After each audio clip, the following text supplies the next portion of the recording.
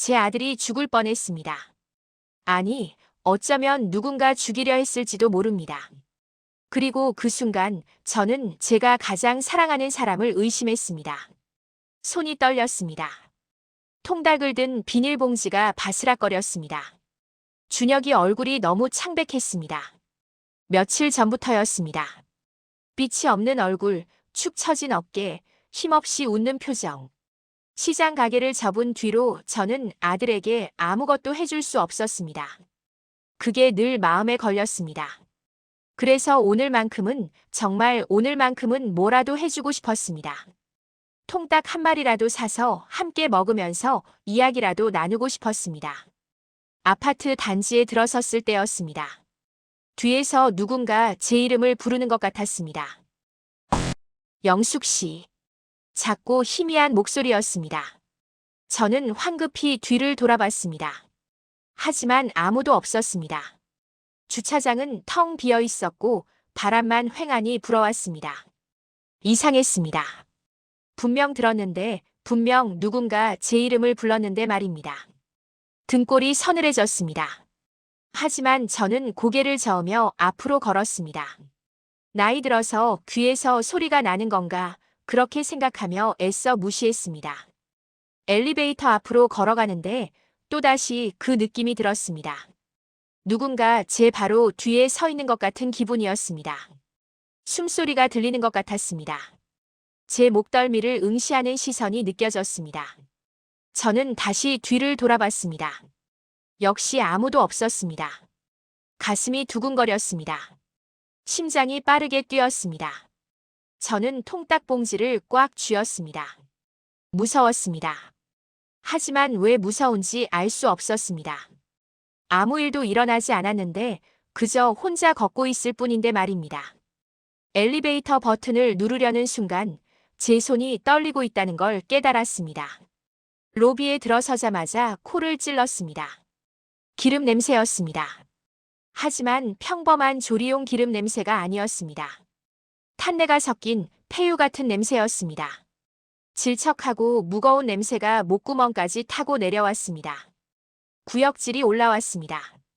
저는 손으로 코를 막았습니다. 이게 무슨 냄새지? 누가 음식을 태운 건가? 아니면 어디선가 기름을 버린 건가? 로비를 둘러봤지만 특별한 건 없었습니다. 깨끗한 대리석 바닥, 잘 정돈된 화분, 조용히 돌아가는 환풍기. 그런데 이상했습니다. 이렇게 강한 냄새인데 아무도 신경 쓰지 않는 것처럼 보였습니다. 그때였습니다. 툭. 등 뒤에서 누군가 제 어깨를 친 것 같았습니다. 세지 않게 하지만 분명하게 밀쳐지는 느낌이었습니다. 저는 휘청거렸습니다. 몸의 균형이 흔들렸습니다. 누구세요? 저는 소리쳤습니다. 급히 뒤를 돌아봤습니다. 아무도 없었습니다. 로비는 여전히 고요했습니다. 제 목소리만 텅 빈 공간에 울려 퍼졌을 뿐이었습니다. 심장이 터질 듯이 뛰었습니다. 손바닥에 땀이 났습니다. 저는 본능적으로 주변을 살폈습니다. CCTV가 보였습니다. 천장에 설치된 검은 카메라가 로비를 내려다보고 있었습니다. 그게 조금 안심이 되었습니다. 뭔가 있다면 찍혔을 거라고, 제가 미친 게 아니라고 증명할 수 있을 거라고 생각했습니다. 그때 경비실 문이 열렸습니다. 영숙 어머니, 박 반장이었습니다. 경비원 박 반장이 저를 발견하고는 다급히 달려왔습니다. 얼굴이 창백했습니다. 이마에 땀이 맺혀 있었습니다. 어머니, 지금은 위로 올라가시면 안 됩니다. 그의 목소리는 떨리고 있었습니다. 왜요? 무슨 일이에요? 12층에서 신고가 들어왔습니다. 지금은 정말 안 됩니다. 박 반장의 손이 제 팔을 붙잡았습니다. 그 손도 떨리고 있었습니다. 저는 그의 눈을 봤습니다. 단순한 경고가 아니었습니다. 두려움이었습니다. 그는 뭔가 알고 있었습니다. 위층에서 무슨 일이 벌어지고 있는지, 혹은 무슨 일이 벌어질지 알고 있는 사람의 눈빛이었습니다. 어머니, 제발 오늘은 그냥 돌아가세요. 그의 목소리에 절박함이 묻어났습니다. 하지만 저는 고개를 저었습니다. 12층은 준혁이가 사는 층이었습니다. 제 아들이 사는 곳이었습니다. 안 돼요. 우리 아들 있는데 제가 어떻게 가요? 저는 박 반장의 손을 뿌리쳤습니다. 엘리베이터 쪽으로 걸어갔습니다. 통닭을 든 손이 저리도록 꽉 쥐어졌습니다. 박 반장이 뒤에서 외쳤습니다. 어머니, 정말 위험합니다. 하지만 저는 멈추지 않았습니다. 엘리베이터 버튼을 누르려는데 박 반장이 제 앞을 막아섰습니다. 영숙 어머니, 제 말 좀 들어보세요. 그의 얼굴은 진지했습니다. 아니, 진지한 정도가 아니었습니다. 공포에 가까웠습니다. 평소 늘 웃으며 인사하던 그 사람이 지금은 입술을 깨물며 저를 바라보고 있었습니다. 무슨 일인데 그래요? 그게 정확히는 모르겠습니다. 하지만 아까 12층에서 이상한 소리가 들렸고 주민신고도 들어왔습니다. 어떤 소리요? 쾅쾅거리는 소리요. 그리고 박 반장은 말을 멈췄습니다. 망설이는 눈빛이었습니다. 그리고요. 비명 같은 게 들렸다고 합니다. 그 순간 제 온몸이 얼어붙었습니다. 비명. 12층. 준혁이. 지금 뭐라고 하신 거예요? 제 목소리가 떨렸습니다. 그래서 제가 지금 확인하러 가려던 참이었습니다. 어머니는 여기서 기다리세요. 제가 올라가서. 안 돼요. 저는 소리쳤습니다. 이성이 끊어졌습니다. 아들이 위험할지도 모르는데 제가 어떻게 가만히 있을 수 있겠습니까? 저는 박 반장을 밀어냈습니다. 엘리베이터 버튼을 눌렀습니다. 버튼이 빨갛게 켜졌습니다. 어머니. 박 반장이 저를 붙잡으려 했지만 저는 그의 손을 뿌리쳤습니다. 나요. 우리 아들이 위험하다는데 제가 어떻게 가만히 있어요? 어머니, 진정하세요. 제가 먼저 올라가서. 싫어요. 같이 가든지 아니면 비키든지 하세요. 엘리베이터 문이 열렸습니다. 저는 안으로 뛰어들어갔습니다. 박 반장도 할 수 없다는 듯이 따라 들어왔습니다. 문이 닫혔습니다. 12층 버튼을 눌렀습니다. 엘리베이터가 올라가기 시작했습니다. 좁은 공간 안에서 박 반장의 거친 숨소리가 들렸습니다. 제 심장 소리도 들렸습니다.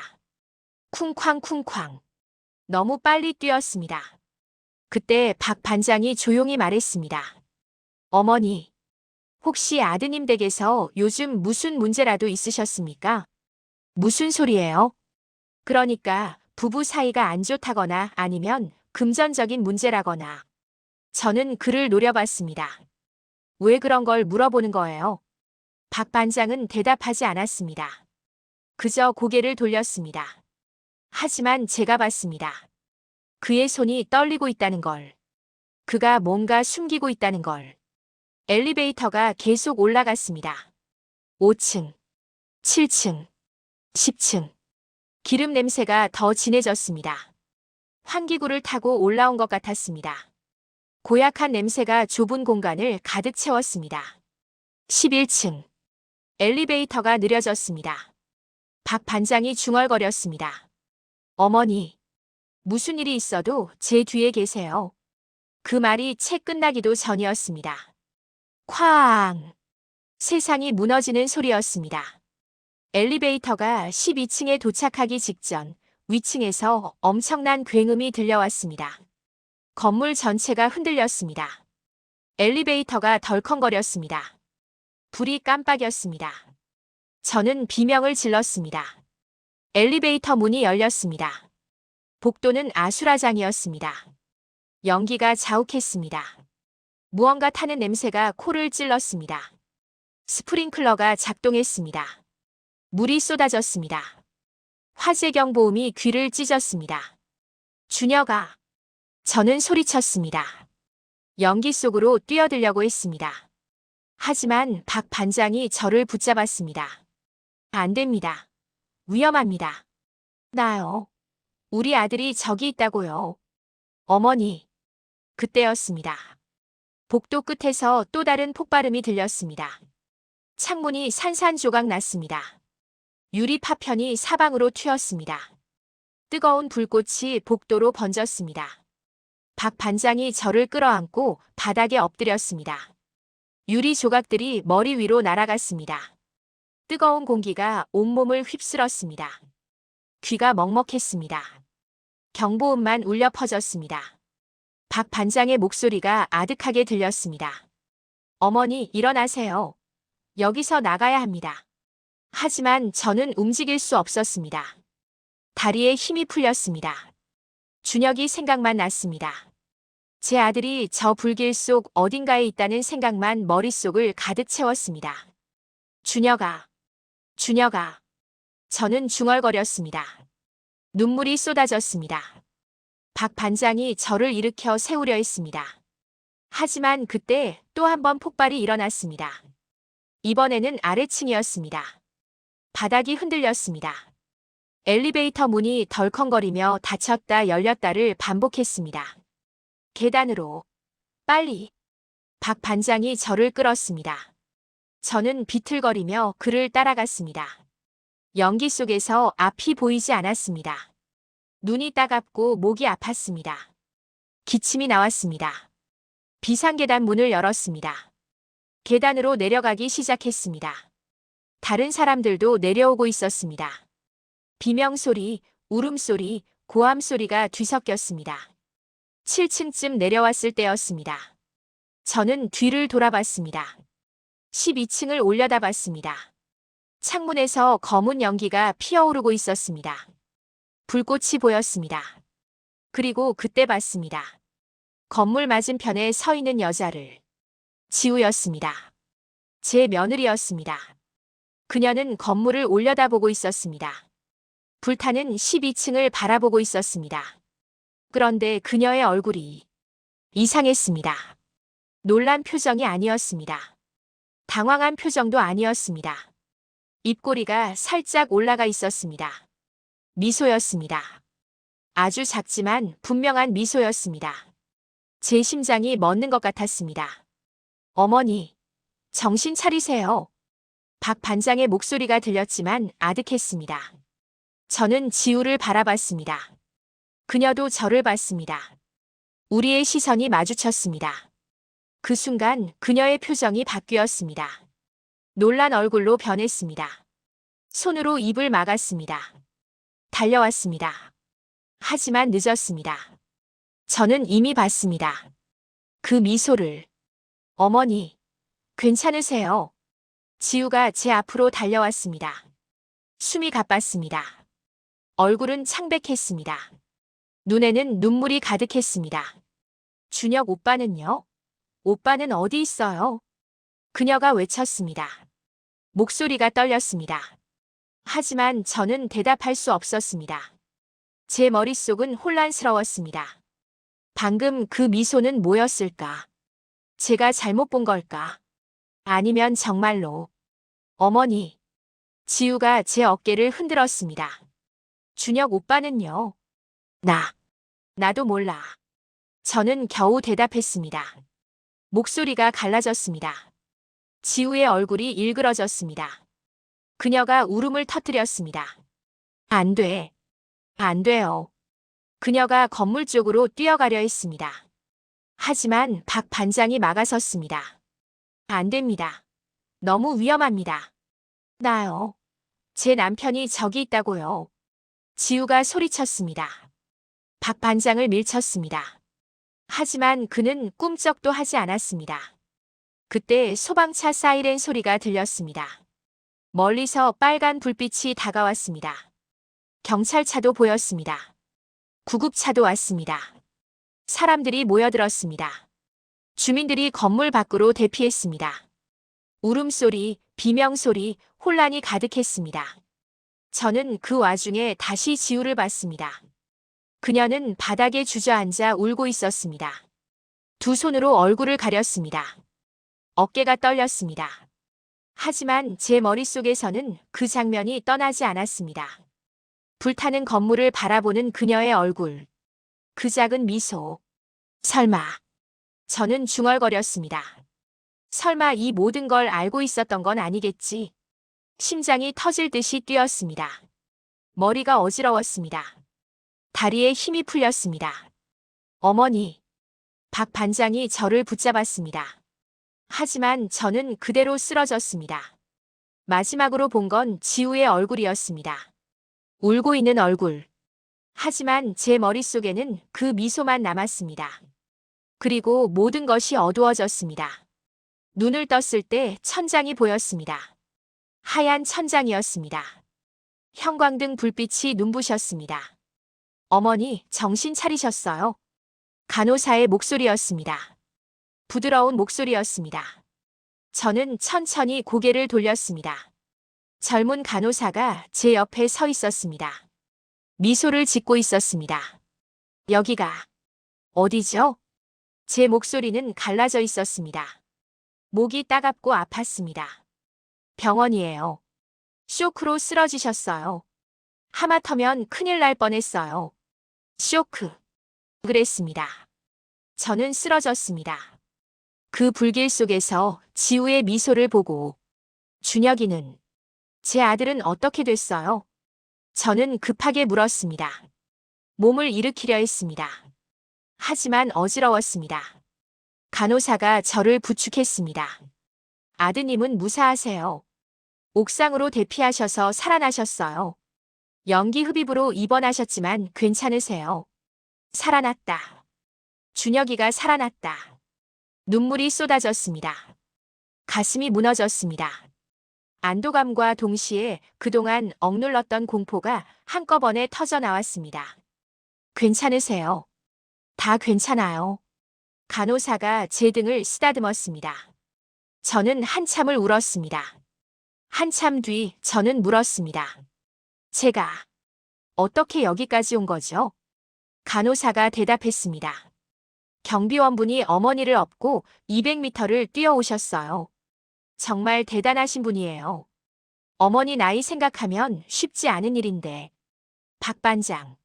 그가 저를 구해준 겁니다. 그분은 어디 계세요? 아까 가셨어요. 현장으로 돌아가셨대요. 아직 처리할 게 많다면서요. 저는 고개를 끄덕였습니다. 고마웠습니다. 박 반장에게 고맙다고 꼭 말해야겠다고 생각했습니다. 그때 병실 문이 열렸습니다. 의사가 들어왔습니다. 중년의 남자 의사였습니다. 차트를 들고 있었습니다. 깨어나셨네요. 기분은 어떠세요? 괜찮습니다. 쇼크가 꽤 심했어요. 당분간 무리하시면 안 됩니다. 의사가 차트를 확인하며 말했습니다. 그러더니 잠시 망설이는 듯한 표정을 지었습니다. 어머니. 네. 혹시 최근에 누가 계속 뒤를 따라오는 느낌을 받으신 적 있으세요? 제 심장이 철렁했습니다. 어떻게? 그걸 아세요? 의사가 심각한 표로 말했습니다. 사고 직전 건물 CCTV를 확인했습니다. 경찰이 요청해서요. 그래서요? 검은 모자를 쓴 남성이 어머니 뒤를 계속 따라다니는 장면이 찍혔습니다. 온몸이 얼어붙었습니다. 뭐라고요? 주차장에서부터였습니다. 어머니가 건물로 들어올 때부터 그 남성이 뒤에 있었어요. 엘리베이터 앞에서도 로비에서도요. 그러니까 제가 느낀 게 착각이 아니었다는 겁니까? 뒤에서 누가 지켜보는 느낌, 누가 제 이름을 부르는 소리, 등을 치는 느낌. 다 진짜였다는 겁니까? 그 사람이 누구죠? 제 목소리가 떨렸습니다. 의사가 고개를 저었습니다. 모릅니다. 폭발 이후 그 남성은 화면에서 사라졌습니다. 신원도 파악되지 않았고요. 사라졌다고요? 네. 마치 처음부터 없었던 것처럼요. 의사의 말에 등골이 서늘해졌습니다. 누가 저를 따라다녔던 겁니까? 왜 따라다녔던 겁니까? 그리고 왜 폭발 후에 사라진 겁니까? 혹시 아는 사람일 가능성은요? 의사가 조심스럽게 물었습니다. 저는 고개를 저었습니다. 모르겠어요. 아무 생각도 안 나요. 하지만 제 머릿속에는 한 가지 생각이 떠올랐습니다. 지우의 미소. 그리고 그녀를 따라다니던 검은 모자의 남자. 혹시 아니, 설마. 그럴 리 없습니다. 제 며느리가 그럴 리 없습니다. 하지만 의심은 자라났습니다. 제 머릿속에서 점점 커져갔습니다. 다음 날 저는 준혁이 병실로 갔습니다. 준혁이는 침대에 누워 있었습니다. 얼굴은 여전히 창백했지만 살아 있었습니다. 숨을 쉬고 있었습니다. 그것만으로도 감사했습니다. 엄마. 준혁이가 저를 보고 눈물을 흘렸습니다. 아들아. 저도 울었습니다. 제 아들을 꼭 안았습니다. 살아있다는 게, 이렇게 안을 수 있다는 게 기적 같았습니다. 한참을 그렇게 있었습니다. 진정된 후 저는 물었습니다. 어떻게 된 거니? 무슨 일이 있었던 거야? 준혁이가 천천히 말했습니다. 정확히는 저도 잘 모르겠어요. 집에 있었는데 갑자기 이상한 냄새가 나더라고요. 무슨 냄새? 기름 냄새요. 처음에는 뭔가 태우나 싶었는데 점점 심해졌어요. 그래서 밖으로 나가려고 했죠. 준혁이가 말을 이었습니다. 근데 현관문을 열려고 하는데 문 앞에 뭔가 있는 것 같았어요. 뭐가? 기름이요. 현관문 밖에 누가 기름을 뿌려놓은 것 같았어요. 제 심장이 멎는 듯 했습니다. 뭐라고? 바닥이 미끄럽고 끈적했어요. 냄새도 그쪽에서 났고요.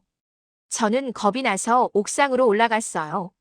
그리고 준혁이의 목소리가 떨렸습니다. 그리고 폭발이 일어났어요. 기름. 현관문 앞에 기름. 고의 방화.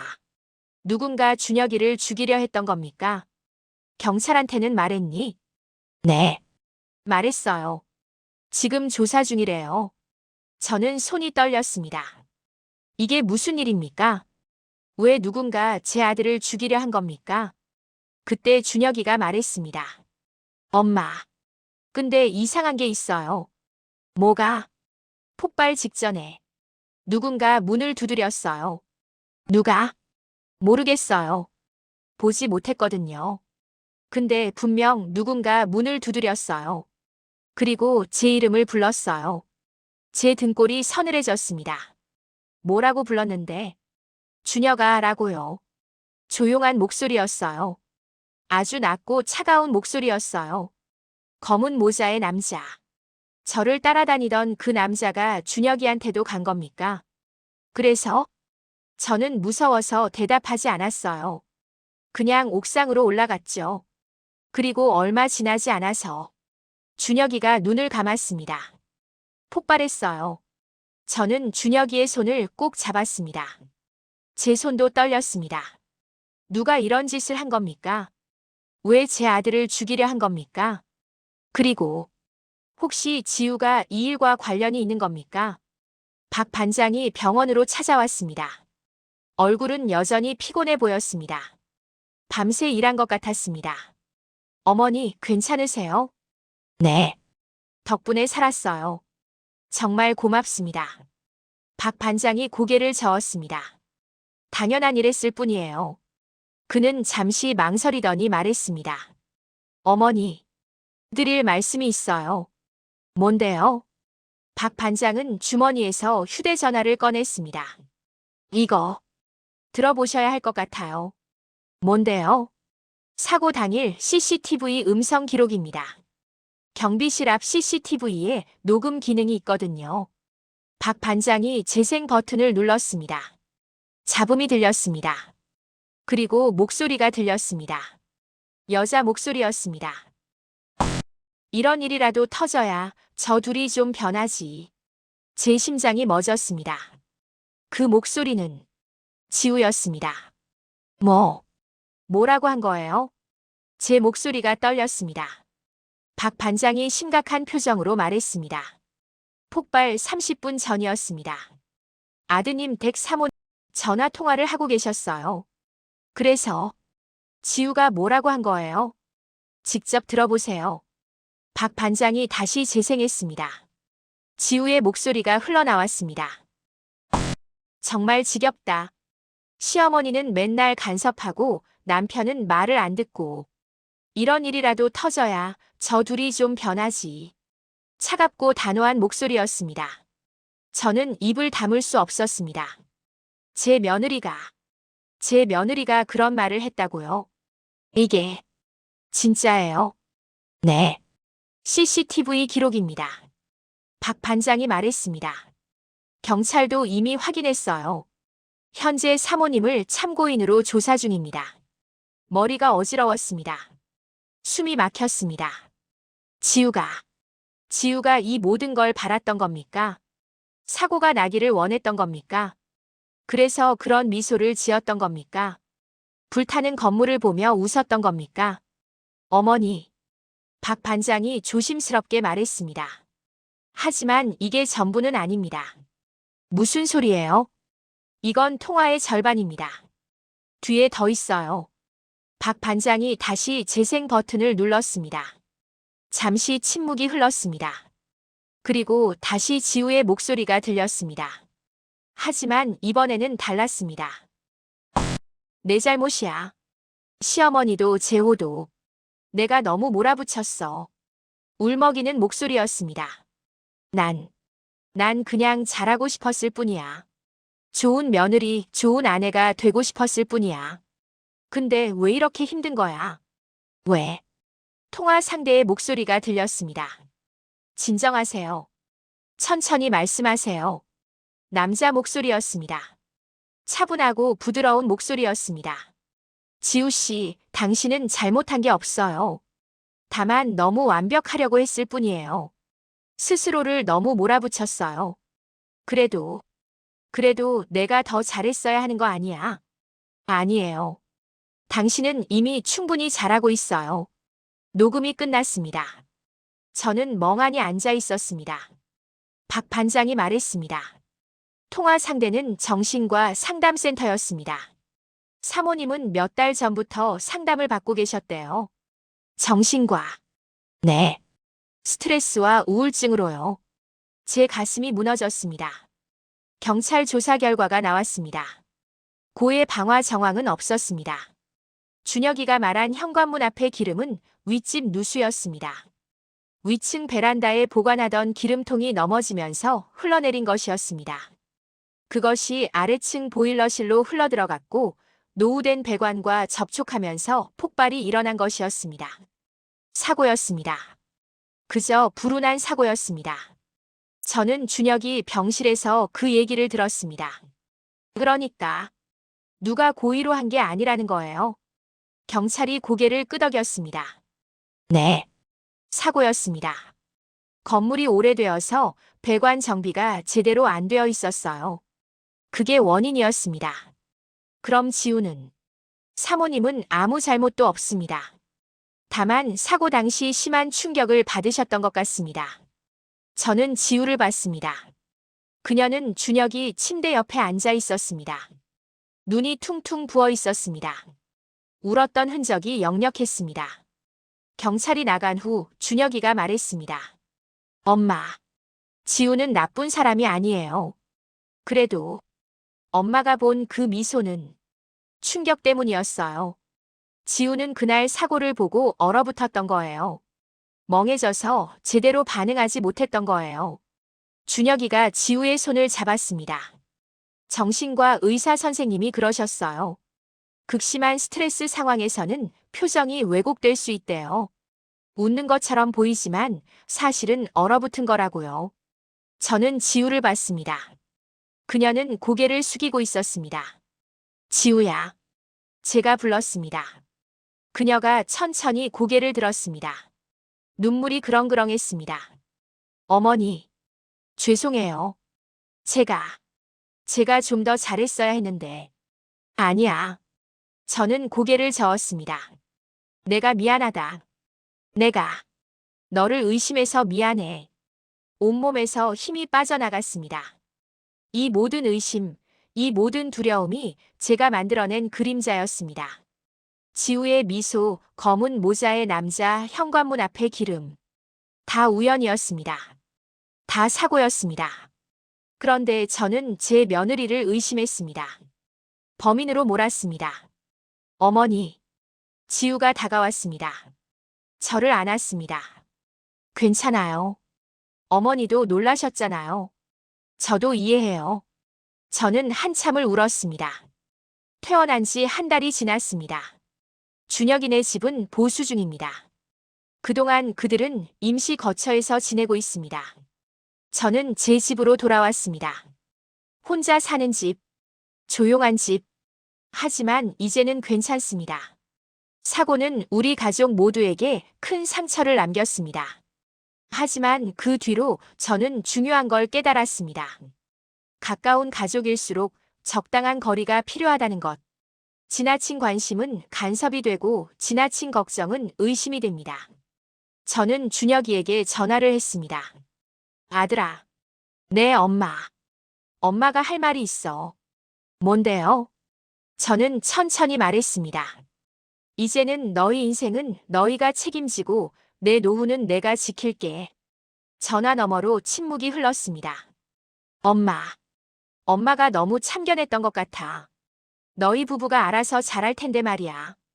엄마, 그게 아니라. 괜찮아. 엄마도 이제 내 삶을 살아보려고. 시장 가게를 다시 시작할 생각입니다. 작게라도 뭔가 하면서 지낼 생각입니다. 아들 걱정, 며느리 걱정 내려놓고 이제는 제 인생을 살 생각입니다. 창밖을 봤습니다. 햇살이 따뜻했습니다. 그날 이후로 검은 모자의 남자는 보이지 않습니다. 뒤에서 부르는 목소리도 들리지 않습니다. 어쩌면 그것들도 제 불안이 만들어낸 환상이었을지도 모릅니다. 아니면 정말 누군가 있었는데 사고 후 사라진 걸지도 모릅니다. 진실이 뭐든 이제는 중요하지 않습니다. 중요한 건 지금입니다. 저는 지금 살아있고 제 아들도 살아있고 우리는 모두 괜찮습니다. 두려움도 오해도 집착도 내려놓았습니다. 이제 저는 제 삶을 삽니다. 비로소 저답게.